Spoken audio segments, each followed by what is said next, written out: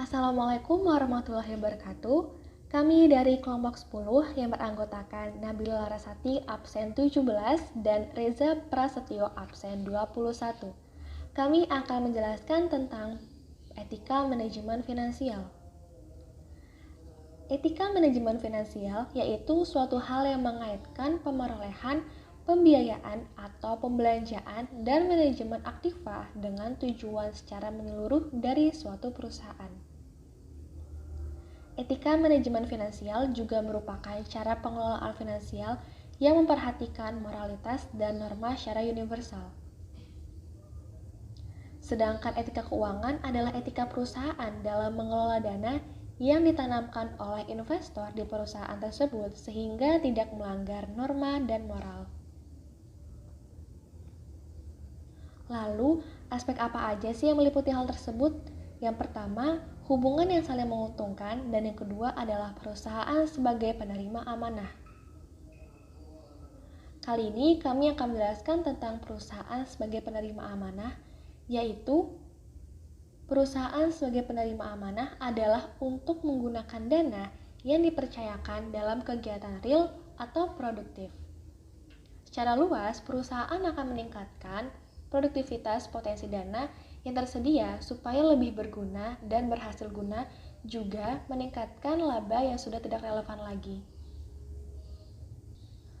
Hal tersebut juga memiliki beberapa hal lagi yang meliputinya, dan selanjutnya akan dijelaskan oleh teman saya, Reza Prasetyo.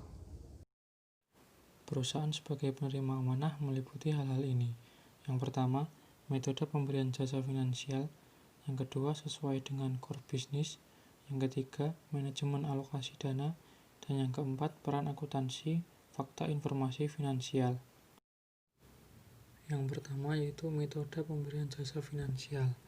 Perusahaan sebagai penerima amanah memiliki asas atau kriteria perjanjian hak dan kewajiban dengan penyandang dana. Kriteria tersebut yaitu: yang pertama, penyandang dana ikut menerima risiko atau risk dengan persentase sesuai kontribusi yang disepakati, dengan balas jasa yang berbeda pula sesuai dengan peran. Yang kedua, tidak melibatkan sama sekali risiko yang dialami oleh perusahaan. Selanjutnya yaitu sesuai dengan core business. Penggunaan dana harus sesuai dengan bisnis yang telah diketahui oleh investor, kecuali adanya pemberian kebebasan penggunaan selama itu menguntungkan. Yang kedua, harus ada informasi transparan atau prospektus kepada calon penyandang dana. Prospektus harus bersifat objektif agar tercipta etika metode recruiting yang sehat dan bertanggung jawab.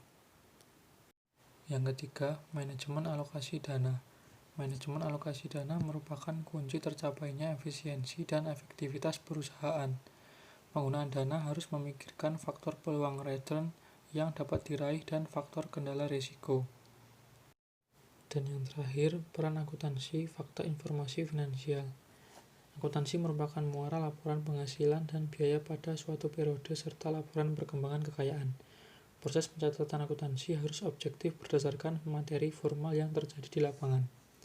Laporan finansial merupakan pencerminan kejadian dan perkembangan finansial yang sesungguhnya. Pengelolaan finansial dibutuhkan hubungan yang saling menguntungkan sehingga terjadi ketertarikan investor. Penerima amanah harus mampu memanfaatkan dana dalam kegiatan real dengan kegiatan akunting yang baik. Cukup sekian presentasi dari kelompok 10. Apabila ada salah kata, kami mohon maaf yang sebesar-besarnya. Terima kasih atas perhatiannya. Wassalamualaikum warahmatullahi wabarakatuh.